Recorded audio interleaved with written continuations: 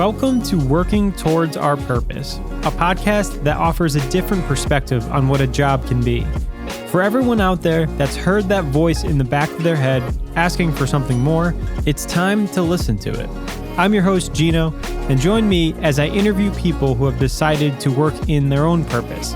Together, we will learn, become inspired, and hopefully find our own path towards working in our purpose. Kobéy Smith is a certified meditation instructor, a mental health advocate, founder of Kobéy Enterprises, a company that introduces mindfulness through merchandise. He is also the small business support specialist at the Greater New Haven Chamber of Commerce, and he hosts the podcast Chattin with Kobéy, which is now in its second season. Kobéy, welcome to Working Towards Our Purpose. How are you doing today? Blessed, man. Thanks for having me. It's long overdue, and I'm a big supporter of what you do as well with your platform, bringing on the amazing people, and it's been respect and love since day one. So I'm happy to be here. Absolutely, and I've definitely always felt that and appreciated it. So yeah, why don't we just get started by you kind of describing in your own words like what you do and who you are and that sort of thing.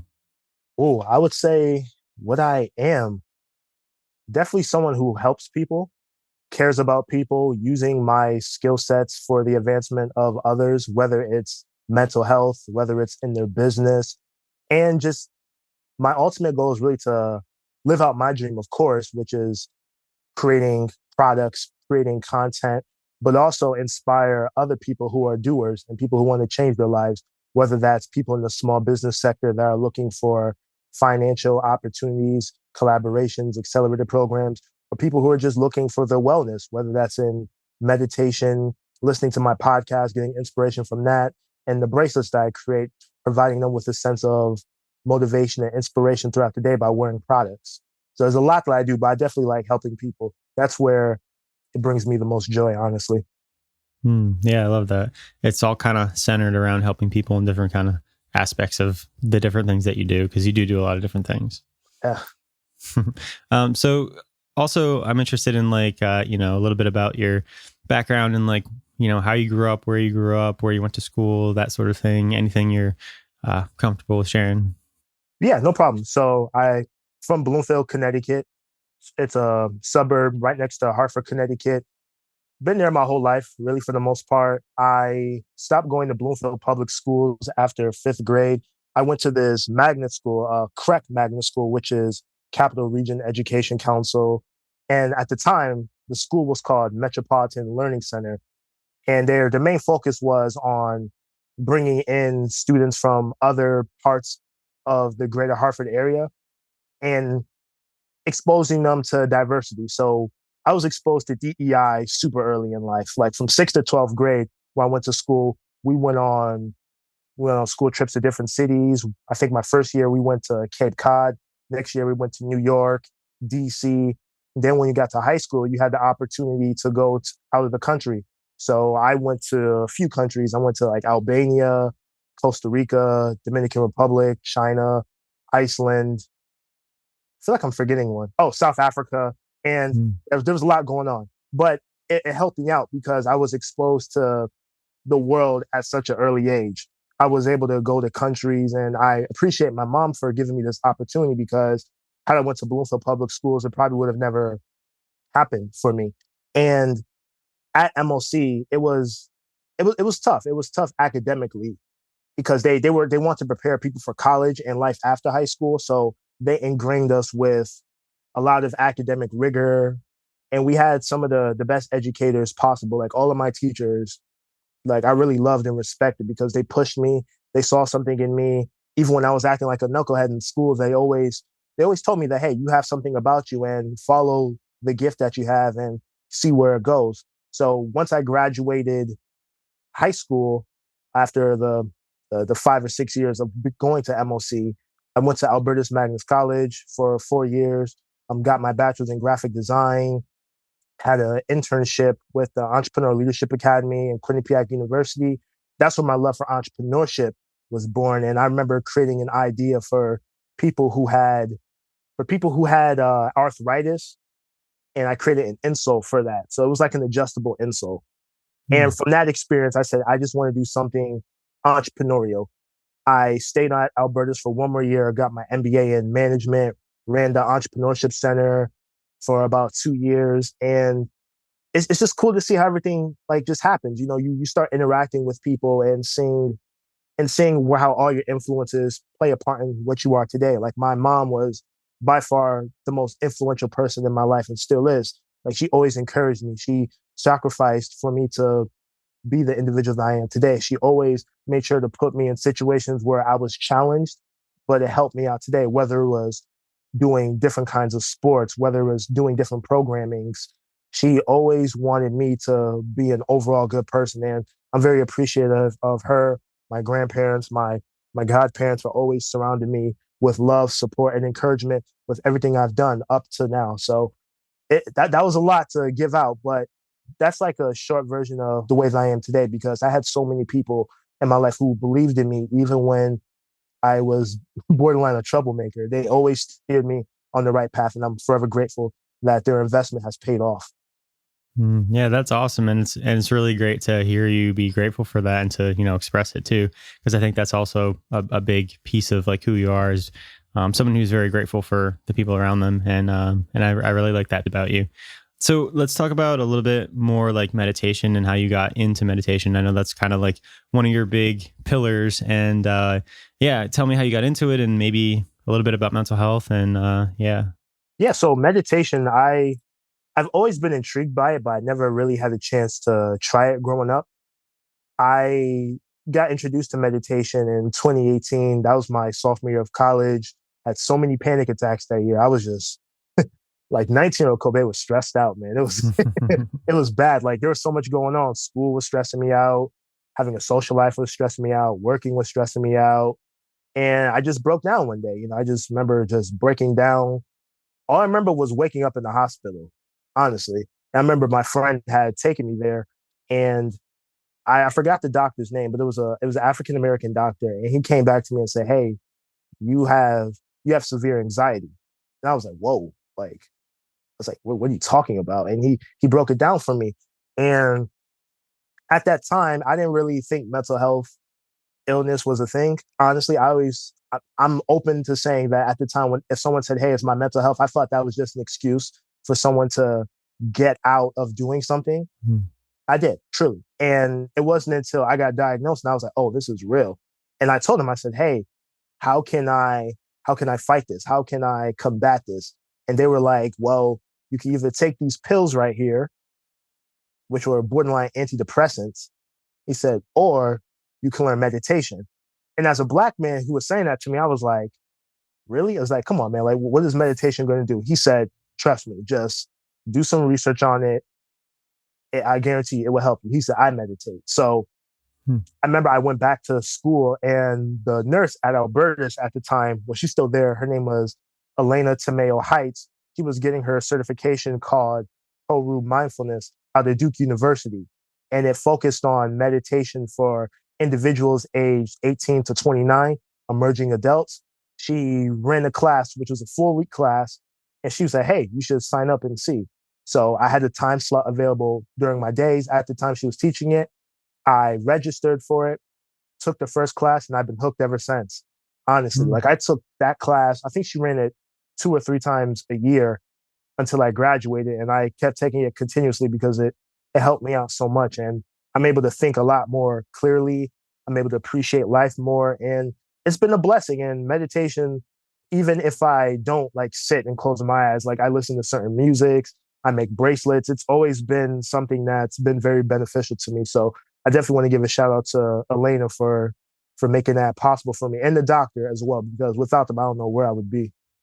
Yeah, that's awesome. Thanks for sharing that story and for being vulnerable and even like admitting the fact that like beforehand you kind of, didn't really believe in it or thought it Yeah. was just an excuse or something. Because I think that's a lot of people's experience with mental health or, and anything that kind of has to do with something you can't physically see. It's like, is that real or is it just something you're kind of making up? So I'm glad that like, you've been in that one stage of life where maybe you didn't believe it, but now you've kind of experienced it and can share that message with other people. Because I think that's helpful for other people to like know that like, maybe one day they'll not think of it like that. Yeah. Cause yeah, I'm also like a huge proponent of mental health and been going to therapy for a long time. And like, I remember my thoughts of therapy before I started going, and I was like, that's just, wasting money, or like you're just paying Yeah. somebody to control your mind or something. But like actually doing it and like seeing the benefits of it, it's like, oh, that's not that at all. It's like actually really beneficial. Yeah. So yeah, so thanks for sharing all that. So let's talk a little bit more about like meditation specifically, because I know, like I've heard multiple people say like, yeah, that'd be great. I'd love to meditate, but like I just can't. I have too many thoughts in my head, or like I can't do that. Or what's like some advice you would give to somebody who like thinks that they can't? Well, first I would say is try, honestly. And meditation takes forms in many different ways. Like I think when people think of meditation, they think of sitting in namaste position, which is the crisscross applesauce, with your hand to your chest, eyes closed, great posture, all of that. But no, it's you could do it. You can literally just sit down the way I'm doing and just breathe. Like before every interview for a podcast or when I record, I usually just sit there and I just breathe in through my nose, exhale through my mouth, things like that. You could I lay do the down same thing. exactly, like you're someone who does it. You can lay on your back and just feel your belly rise or your chest rise, whether you're a natural belly breather or a natural chest breather, things like that. You can listen to a song that you really like. You can, I don't know, you can like run. To people, like meditation looks like running for them. It's any way where your mind isn't too crowded with thoughts, which is kind of crazy to say that because you can't calm your mind, right? Like one of the things meditation teaches is that your thoughts are going to be there. That's just how it is. But what you can do is assess how you're feeling and notice your thoughts. And once you notice your thoughts, find some time to let them go. And that's by using your breath. Really, when you're breathing, that's what the meditation is, because the breath is the anchor. Like, and I think what a lot of people take for granted is breathing because it's so natural to us, right? We don't realize that until like we're underwater or we're like working out and we're going too hard and we're like, oh yeah, let me breathe to get that extra energy. Meditation is really recognizing the breath. Sometimes you have to go outside without your phone, drive without listening to music to realize, wow, I'm breathing. Wow, the scenery is beautiful. Things like that. It gets tricky at times, but just start small. And there's so many different ways you could do it. Like there's an eating meditation, there's a breathing meditation, there's visualization. There's so many different tools that go with it. When people say there's not one for me, I'm just saying that you haven't tried anything. And I think once people humble themselves and are open to trying something new, that opens up a whole different aspect of wellness that people don't understand. Like it's not the stereotypical thing. What people need to realize is you don't have to do a silent retreat for a whole weekend to reach enlightenment. To some people, meditation is looking in the mirror and saying an affirmation. So I think when the person finds out what works for them and you do it a little bit over time, the compounding effect happens. You start building that habit and then it starts becoming a lifestyle. And you could miss a few days every now and then, but as long as you know that that's where your core is, that you're perfecting your wellness practice, that's what meditation looks like. It's not the stereotypical looking like a monk, the Buddha statue. No, it's much broader than that. And I wish people would stop saying that because they're closing themselves off from opportunities that can definitely open their mind up. Yeah, for sure. Thanks for breaking that down and kind of getting outside of the stigma of what it is, because I think it is very important and very useful to any aspects of your life. And I think part of that too is like setting time aside like for yourself to do something like that. Yeah. And even if it's not meditation, just some other sort of self-care. And I know you work with a lot of entrepreneurs and we'll get into that, but I'm curious, like what the thought about like self-care or meditation is for a lot of people in the entrepreneur community. Cause I know that there's like the hustle aspect and Yeah. like, work. And especially when you're doing if you're, in a business by yourself, you're doing all the different aspects of it. It can be hard to like take time aside for yourself to do something that may not seem beneficial. But yeah, I'd curious to hear your thoughts about that. Like, do you run into that issue talking to people who are entrepreneurs? Oh, yeah. It's so funny. Just working with a lot of these people and talking to them individually, a lot of them just neglect it completely, but they realize that it is necessary. And I think they struggle with finding time for themselves because like starting a company is hard. It's stressful. And no matter how successful you get, if you don't have the right team around you, if you're not taking time for yourself, you could burn out and crash. Like I see it all the time with people I used to vend with early on in my entrepreneurial career. Like they would just be at single event, every single event, doing something.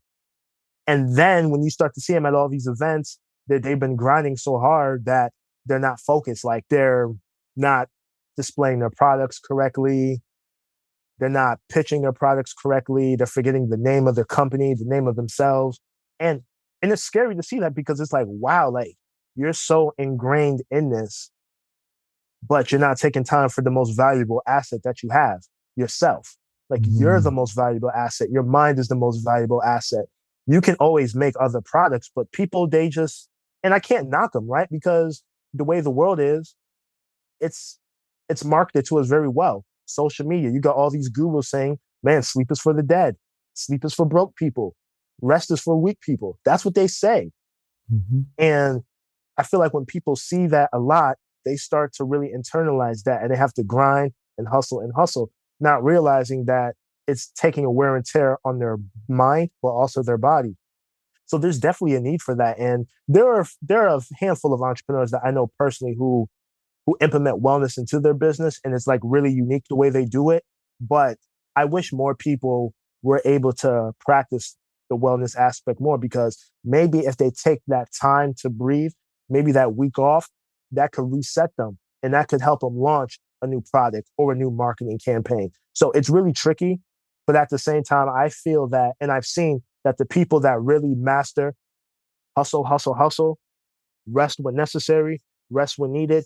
Their recovery time is better. They're more focused, and the business goes through the roof. So it's tricky, but I can see how people, when they implement it the correct way, it helps out in the long term. Yeah, for sure. I've noticed that with myself too. If I'm like trying to do something too much, I usually end up getting stuck in some sort of rut and then doing like all the stuff that doesn't even matter at the end of the day. Whereas if I take a break or I rest or I even take a day off or something like that, then I'll like reframe something, think about it in a different way and be like, oh, wait, I don't need to do like 80% of what I was trying to do. I really only need to do this 20%. So for me, it helps me think clearer on like what I should or shouldn't be doing, I think. So I've definitely noticed it benefit myself. And then that kind of like leads me to your business, Kobéy Enterprises. Tell us a little bit about that and how that got started and like, yeah, just everything you want to about that. No, yeah. So it definitely got started when I was working at the Entrepreneurship Center at Albertus Magnus College. And I noticed that engaging with the students there was really hard because there wasn't really an entrepreneurial culture there. And I realized that if I wanted to work with the students closely, they would have to see me in action being an entrepreneur. Like I could have talked about my experience as an intern starting that company, but that wasn't a company that I had still. I just did it for that summer. And I say, what? People have to see me in action. People have to know that when I'm doing certain things, I'm trying. So it's believable that I'm making it work. And I always wanted to start a company. I didn't know exactly what I'd be doing, but I said, hey, that's entrepreneurship. You start something, hey, you try it, you fail, you pivot, you do it again. And originally, I started out doing shirts. Like I think I showed you a few of the shirts Mhm. and the stickers, and they sucked. Like, they did. They did. The shirts were trash. They were. I would do pop up events. People weren't buying them. I was doing e-commerce. People weren't buying them. People thought they were good, but it just wasn't resonating. So I said, okay, let's pivot. And I got clowned about it, but the same people who were clowning me were the same people who weren't trying it. Right. And then I said, okay, what else can I sell that's low risk that can make money off of? Right. That's when the bracelets started coming in. So I was like, okay, let me just go to all these craft stores, start creating bracelets. And it had to be relevant to what I was doing, right? So since my name is Kobéy, and people don't know that Kobéy actually is an acronym for the pillars that I live by, which are karma, ownership, blessings, entrepreneurship, and Yahweh, which is Hebrew for God. And I want to implement that into the design. So with each color, with each affirmation bracelet, because early on I was doing plastic bracelets with positive words on them and charms. I would put those positive words on there. Like I would put hustle on the bracelet. I would put don't quit, blessed, pray, Yahweh, God. I would put all these positive words that would get me through the day, words like faith. And when I started selling them, people would resonate because they said, wow, I need more faith in myself. People would say, you know what, when I feel like quitting, I can look at this bracelet and then I can push through that workout. I can push through that study session at college. And then the students started to gravitate toward that because they said, wow, this is someone who actually knows what he's doing. He's not just going off the book. What a lot of people don't realize is I had read all these books. I had done all these accelerator programs and nothing was coming from it. And I was just waiting for the perfect time. And when I finally started to create my products and actually start selling and put myself out there, even though I messed up and I'm messing up every day, that doesn't matter to me because I'm at least trying. And there are people that I see that say, I see what you're doing. That's inspirational to me. Like, you inspire me to do that. I wear this bracelet. It means something to me. There are people who've bought early shirts and said, wow, I wear this shirt whenever I'm feeling down. And that means a lot to me because I'm still figuring it out. I know I'm not where I'm going to be. I'm still heading on that path. But what really inspired me was just hanging around people that did it and seeing that there was a need for that. The same way all the people who taught me entrepreneurship were entrepreneurs, like Caroline Smith, who started Collab New Haven, one of my biggest inspirations in this entrepreneurship space. Seeing her run the Collab program at that time and going through the pre-accelerator with her, I said, wow, if she can do it, I can do it. And I don't think she had a business degree when she went to Yale. I think she was, I don't actually know what she majored in, but I know it was something completely different. But she was an entrepreneur. She put a risk. She risked it all. She put herself out there. Same thing with Carlton Highsmith and Eric Clemens. Like what they were doing, they put themselves out there. They were inspiration to me. They talked to me and said, hey, if you have an idea and you feel that it's good, put it out there, fail. And seeing these people that are far ahead of me still grinding like they're in the startup phase, that was inspirational to me. So I definitely took that experience and implemented it to what I was doing. But the most important thing for me was to make sure that I had the wellness aspect and mindset aspect as well, because I noticed that a lot of the people that I was selling products to, or I wanted to, a lot of them had low self-esteem and weren't valuing their mental health, or they felt negative about themselves. And that's where I put the bracelets and the shirts into. So it was just about figuring that out, like what the market was and trying. Will I be doing this sometime in the next year or the next 5 years? Who knows? But I'm trying. I just have an entrepreneurial spirit. And I feel that as long as I'm here and I have ideas and I have the willingness to try and put myself out there, I'm going to make it happen. So that's pretty much how it got started. And noticing what I've been able to do in the past 3 years has been amazing. Like I didn't see myself doing half of the stuff I'm doing now. And it just started with that one decision to start the company and see where it went. Yeah, that's awesome. I love the idea of like not being specifically tied to like one idea of what your business could or you want it to be, and being just so open and flexible with like, yeah, I'm doing this, I'm trying it. If it doesn't work, I'll try something else and try something else. Like that's something that like I've been really feeling a lot recently. Because for the longest time, my business was, in podcasting space, and I wanted it to be helping podcasters and doing this, and pivoted a million times within that confines. But now I'm starting to be like, okay, well, let's think a little bit bigger. Like, what can I do maybe outside of that? And how can I be of service to other people in different ways? So I really like that idea of you saying, like, the one thing you said, I don't know where I'll be in like 5 years, but if I just keep doing what I'm doing, like you'll reach stuff that you couldn't even think of. And yeah, I really love that mentality for sure. And then another note on like the inspiration of the products that you make. I think it was almost like a year or two ago. I bought a tote bag that you had, and it's got some affirmations on it. That's right. I still use that. Oh my God. I guess I got to bring them back then. Okay. Yeah. I still use that tote bag, and it's got a couple affirmations on it. And every time I pick it up, I glance at them, and it's a little bit of an energy booster. And I've even had people comment on it and be like, "Hey, I like your tote bag. I like the affirmations on it." Wow. just want to say that about your products as well. Thank you, man. I definitely have to get back to them then. For sure. So transitioning a little bit into, I want to talk about like what you do with the Chamber of Commerce. And I know you also, again, everything you kind of do is with entrepreneurs, but tell me about what you do at the chamber and even like what the Chamber of Commerce is. Because I think, at least for me, like before I became part of the community that was associated with the chamber, I didn't even really know what the Chamber of Commerce did. So like maybe start with like telling us what the chamber does for businesses and then get into like what you do.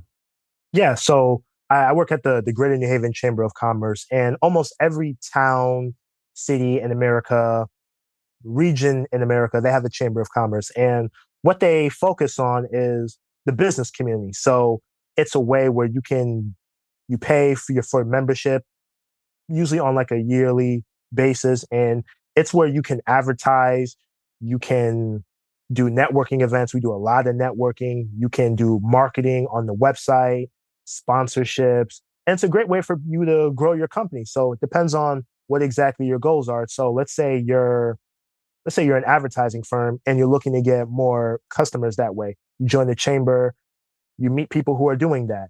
And that's just a great way to build connections. And it's all about the businesses at the end of the day. You really want to make sure that the economy is growing.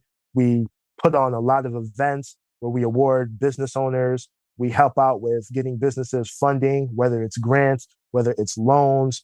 We have relationships with accelerator programs. So if you do certain accelerators through the chamber, like if you go through Known, Collab, Concorp, City Seed, you do these programs, you get a membership for a year. And it just depends on what you're looking for. Like if you're a small business owner, solopreneur, maybe the largest membership isn't what you're looking for, but maybe you just want to get your feet wet. Maybe you just want to meet certain people to build your clientele up. It's really just a tool for networking. It started like back in the pilgrimage where all these business owners, they want to come together. They want to come together and keep the economy of businesses afloat. Because when you're an entrepreneur, a business owner, or a big organization, the only people that can relate to what you're doing are the same people that do what you do, whether industry they're in. So it's kind of cool working within that world because there's a lot of access to people I never thought I'd meet, people I never thought I'd interact with, and you learn so much on the fly. Now, as for the work that I do there, I do small business support. So I help the small business communities, solopreneurs, startup companies, and I really like to say that I build connections and I have relationships with some of the resources and the people that help these small businesses. So what that looks like is helping out with the new NHE3 grant, which is the New Haven Equitable Entrepreneur Ecosystem Grant. And that is where small businesses throughout the state of Connecticut, really, but with a focus in Greater New Haven, they can get up to $10,000 in a small business grant to help them grow their business operations. So we do partnerships with that. In addition to that, like I was saying before, building relationships with the accelerator programs like Known, Collab, Concorp, City Seed, all the other ones, helping the people that we meet if they need help with starting a company or growing their company, refer them to these accelerator programs because a lot of the times these business owners, they have great ideas, but what's failing them and where they need some work on is the implementation, the finance, writing a business plan. How do they go for funding? Learning to hire people, expanding their operations, contracting, building relationships with those people, finding out what the small businesses need, and then referring them to these programs because that's going to help the economy. And just going to all these events, like when a business opens or they have a ribbon cutting, I'm there introducing myself. What do you need? What can I help you with? Who can I connect you with? Do you need SBA funding? Do you need a mentor from Small Business Development Center? What exactly can the chamber do? Are you looking for membership? Are you just looking for the grant? And I just try to figure out what they need, right? Because when you're a small business, there's so much that you have going on. And people in the early stage, they don't really feel that the Chamber of Commerce can help them. It can, depends on what your goals are. But if you're looking for networking, that's great. If you're looking for more clients, it's great. But what I really try to do and what I've been doing is just building relationships and connecting people to the right resources. And the next step of that is just building relationships with the colleges and universities because they want to help the small business community with classes, with programs, more accelerators. And that helps out the city and the universities as well, because on the workforce development side, you have students that can work for these companies as interns. That's real life working experience. And if they're good enough and if that company's hiring, that then leads to employment opportunities, them taking over the business in some few years. So there's a lot that I do within the chamber, but what I really like to say, my main goal is just connecting people to resources and building the relationships outside of that. And it's been fun. It's challenging, but when you really get those people that are passionate about what they do and they work hard, it's worth it. And you're helping people at the end of the day. Mm-hmm. Yeah, definitely. And that's one of the biggest things that I've noticed. I was a part of the chamber for a year, and the networking and the meeting people for me was the biggest helpful thing. And I'm still on the email list. Actually, I know by the time this airs, it'll be gone, but there's an event that you guys have tonight that I got the email for. And it just reminds me that like you're always there kind of putting on events, connecting people. And that's a nice kind of support thing. Cause whenever it is that I feel like I need to get out there and meet some more people, usually I'll just go back in my inbox and there'd be something there that I can go and attend. So that's been a really good benefit of the chamber. Yeah. So next I want to talk about your podcast and tell me how that got started and what made you want to start that and what it's all about. Yeah. So I started Chatting with Kobéy just because I listened to a lot of podcasts. I've been inspired by them. I was just a fan of so many people, and some podcasts I would listen to, I would say they're not really, a lot of them are just nonsense, honestly. There's a lot of nonsense podcasts out there. And I feel like I had a perspective, and I really wanted to highlight the amazing people that I knew in my life, whether they were business owners, whether they were wellness practitioners, whether they were students. Like season 1, I didn't really have any direction. Like I didn't know what I was doing. I just remember purchasing a mic, setting up a camera on my laptop and just recording and freestyling most of the episodes. But then midway through season 1, I said, you know what? Let's change the direction of where I want to go. Let's actually highlight people who are who are in the wellness space that have overcome adversity. Let's talk to the entrepreneurs, the small business owners. Let's talk to movers and shakers in the community, and let's build that out. And season 2 has been that way. And it's unique because I'm still figuring it out, right? I'm still figuring out what exactly my audience is. I'm super early stage in the startup phase of it, but it's been fun. And I'm not afraid to try new things. Like season 1, I interviewed some amazing people. I interviewed 2 friends from college, Anna Marie DeLucia and Rock Charles, who are now MBA students at Albertus Magnus College. And they were telling me stories about themselves. Like Anna was an amazing student out of North Haven. She went through a lot in college that she opened up about on the podcast. My guy, Rock, he's from Haiti. He was talking about getting his American citizenship. He was talking about how he had to learn English coming to America, living in New London. And there's so many perspectives. And the thing that I noticed about everyone that I've interviewed in season 1 was that they all overcame adversity some way and they didn't quit. And that's what I want the podcast to be. We're going to be the inspiration for the doers, the people who have adversity in their life but aren't afraid to keep pushing forth, because that's a representation of my life, not quitting, always trying new things. Even with season 2, some of the guests that I have right now have been amazing. These are people that are doing things, man. And I'm inspired by them, because when I see them grind and hustle and achieve their dreams, that only just puts the battery in my back to do that. And that's what the whole purpose of the podcast is, to get different perspectives, to not quit. Everyone has a unique story.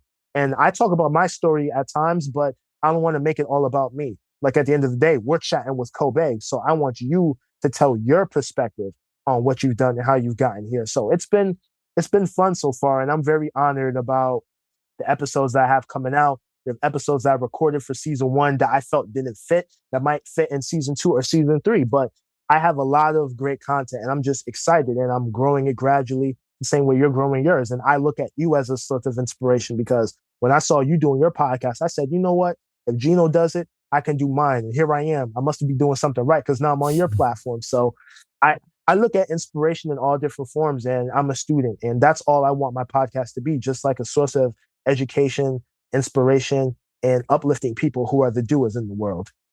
Yeah, I love that. That's again, so many different things I could touch on what you just shared, but like a piece of it, like always growing and figuring out what it is. I think a lot of times, like when I started my podcast, I thought it was something that I wanted, and then it just kind of changed through, and I was like, okay, maybe it's not specifically about this one thing, it's about this other thing. And here's this overarching theme that's now emerging, and like now leaning into that. And I think it's a gradual process.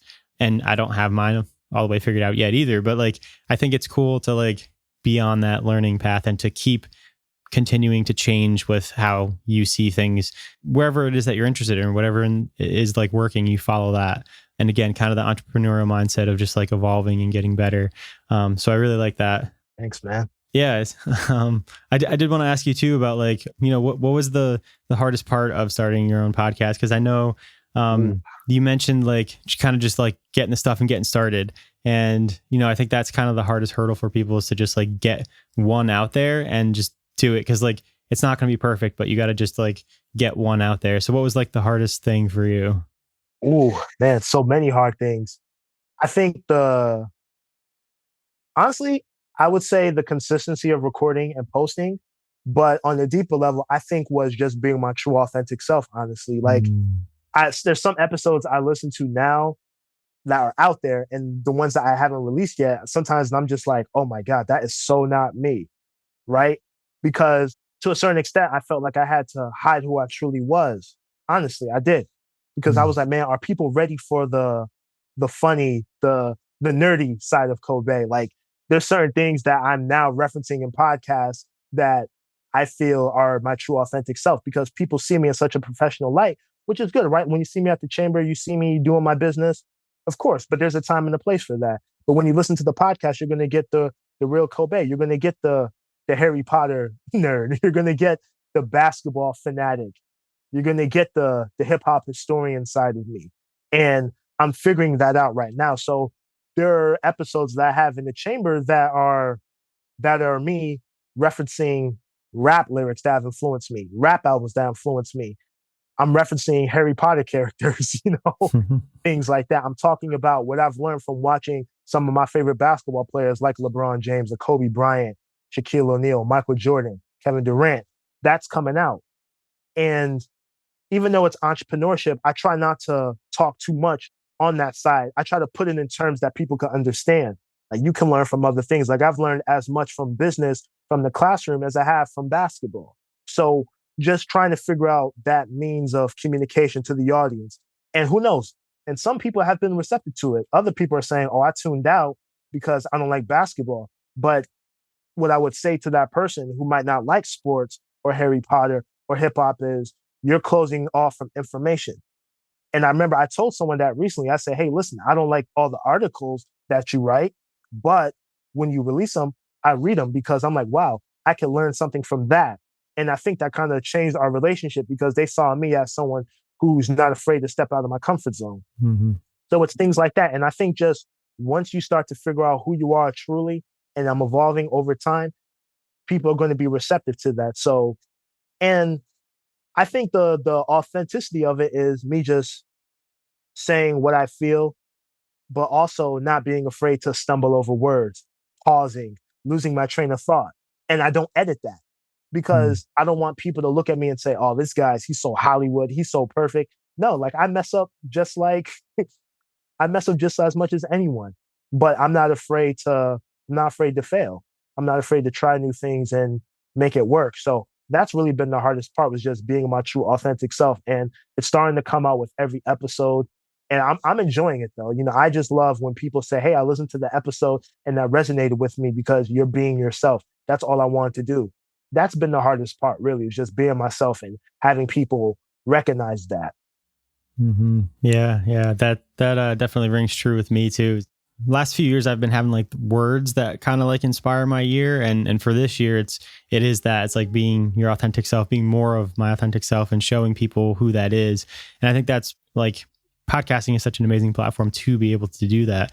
And yeah, I definitely agree with you with like some of my earlier episodes and like me trying to be this quote unquote podcaster or whatever. But now it's just like trying to have real conversations with people, not be like nervous or just like, asking people about the things that are, that they're interested in and the things that I'm interested in. And yeah, it's just like one big learning experience. But yeah, I really resonated with the trying to be more your authentic self. And I think that's, almost a pull away from like the societal thing of being supposed to be a certain person in a job or in school or in your community growing up. Like you were painted to be this person, and and being okay with being like, hey, I'm changing now. I'm not that person anymore. Or here's a piece of me that maybe I thought you wouldn't enjoy, but I'm going to say it anyways because that's who I am. And I think what ends up happening is you'll connect with the people that you're supposed to connect with instead of just the greater good, because you don't want to appeal to everybody, right? You want to be yourself and you want to find your own tribe. So yeah, I really resonated with that. I like that a lot. So yeah, as we're kind of coming to the end of our time here, I did want to ask you one question that I like to ask everybody. And the word purpose is a big part of this podcast. And I like to get everybody's definition of purpose and what purpose means to them. So if you will define purpose for us and give us any thoughts on that word. Yeah, purpose to me is like, it's a layered answer. So for me, it's one, doing what I like to do, which is create, whether it's creating the bracelets, whether it's creating content, but I also want to help people at the same time, because there's so many people that help me. Like my mother, I referenced in the beginning, she's been such an inspiration and still is to me. My grandparents, inspiration. I have cousins, my godparents. They've all inspired me so much. So it's really giving everything that they gave to me back to other people. So I just want to see people succeed and help, because it's hard out here in the world. Like we live in a world of abundance, but so many people have a scarcity mindset. And I've gotten as far as I've gotten because people have encouraged me. People have encouraged me. They've put me in rooms I never thought I'd be in. They've prayed for me. They've connected me with people who've changed my life. And now that I'm in a situation, I'm in a position where I have some influence and some power to do that for other people. That's what I want to do. I want people to be their true, authentic selves. I know that sometimes we work at jobs and sometimes they try to stifle our creativity, but who you are, what you value you should never have to hide that. That's what purpose is to me. Being your authentic self, helping people, changing lives, building this world, because we are a world that thrives off of controversy, negativity, and chaos. And that's awful, because that's what harms everyone the most. We criticize people for caring. Isn't that crazy? Like the people who get criticized the most are the people who care, people who want to make change. And I'm okay with being called crazy, because I know at the end of the day, the people that are going to listen to this interview and see the work that we're doing and see the lives that we're changing are going to be the same people that said, damn, we should have invested into them. We should have talked to them. We should have tuned into that episode. We should have been around them, because they really care. I think my biggest flaw in life is that I care too much sometimes and I want to help people. But I do that because I know that there's potential in everyone. And whether you buy a bracelet from me, a tote bag from me, you listen to the podcast, you start subscribing, you share, I help you out with your business any other way, I know that at the end of the day, if you have interacted with me and I'm my true authentic self, that's going to inspire you. And it might not happen right then. It might happen 10 years down the line. It might happen your last year in life. But my goal is to help you. I don't know what that looks like. It could be in different forms, but as long as you're evolving into the best kind of person that you can be, that's what my purpose is, to help people. And the more I start doing that, the better I feel about myself. And it's just unique. It's a tricky way to answer this, but I really just want to help people. And this is the only way that I know how to do it. Like I'm not a doctor or anything. Like I know how to help people by being a creative, being a content creator, having products and inspiring you any way that I can. Yeah, that was a beautiful answer. I love the aspect of you wanting to pass down and to share what people have poured into you. And that's, I think, a really grateful way to look at like the knowledge that people have given you. And then just always wanting to help people, I think is amazing too. And I think that's a really good aspect of purpose, is like you helping other people gives you a sense of purpose, because you're seeing them grow, or you're seeing how you can change somebody's life just by, the little things that you do. And then also the next thought that I was thinking about too is like, as you're talking about, yes, there's so much negativity in the world and that sort of thing, but I too am also somebody who likes to pour into the positive side of things. And like try not to focus any energies in the negative stuff, even though it's there and you can acknowledge it. I think spending more time in like talking about the positive things, doing things that help other people, conversations like this, I think that's where my at least best use of energy can go. So yeah, thanks for sharing all that, and thanks for being so open and honest and sharing all your knowledge with us. And I'm really grateful to have you here and to interview you. And the last question would be like, what's next for you? And if people resonated with this, where can they find you? Well, so what's next? We'll see, right? I don't know what's next. I just know that I'm moving with faith. I'm moving with God leading my life. As long as he guides me in the right direction, I know the opportunities are going to come the way they have been coming, because I'm living a life that I never thought I would live. So I'm just going to follow God and see where he takes me.